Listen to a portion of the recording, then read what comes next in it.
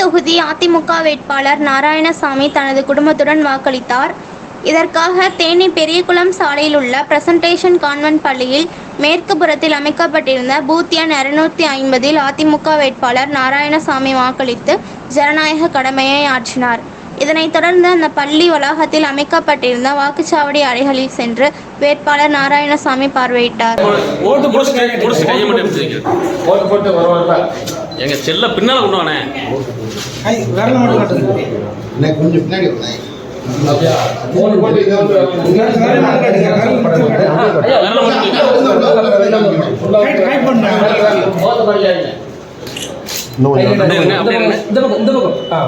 அப்படியே இருங்க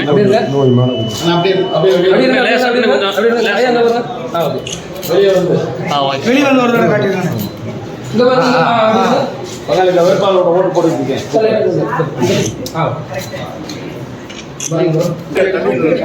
வேணாம் எதுவும் சொல்ல வேணாம்.